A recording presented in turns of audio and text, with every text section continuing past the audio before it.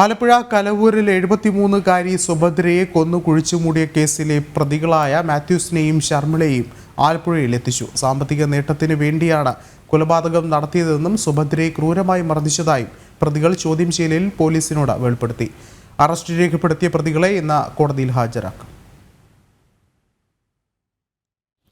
കർണാടകയിലെ മണിപ്പാലിൽ നിന്ന് ഇന്നലെ പിടികൂടിയ പ്രതികളെ രാവിലെയാണ് Alappuzha Mannancheri police സ്റ്റേഷനിലെത്തിച്ചത്.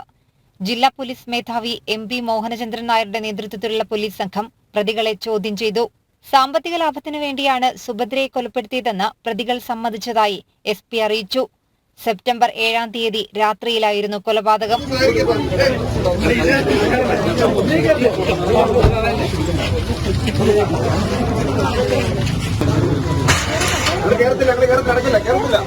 Detail question നടന്നുകൊണ്ടിരിക്കുകയാണ്.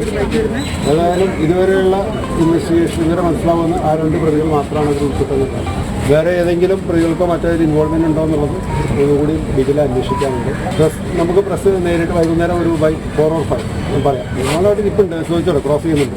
വെളിവെടിപ്പ് ഒരു പക്ഷേ കസ്റ്റഡിയിൽ വാങ്ങിച്ചതിന് ശേഷം മർഡർ ഫോർ ഗെയിം. ഉടുപ്പിയിൽ നിന്നും 8 കിലോമീറ്റർ അകലെയുള്ള മണിപ്പാലിൽ സുഹൃത്തിന്റെ വീട്ടിലെത്തിയ പ്രതികളെ അന്വേഷണ സംഘം പിടികൂടുകയായിരുന്നു.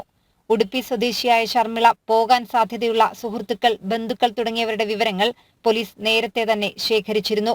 ഇവിടങ്ങളിൽ വിവിധ സംഘങ്ങളായി തിരിഞ്ഞായിരുന്നു അന്വേഷണം. എന്നാൽ പ്രതികൾ ഒരിടത്ത് തങ്ങാതെ യാത്ര തുടർന്നതിനാൽ അന്വേഷണം നീണ്ടു. ഇതിനിടെ പ്രതികൾ പണമിടപാട് നടത്തിയത് അന്വേഷണ സംഘത്തിന് അനുകൂലമായി.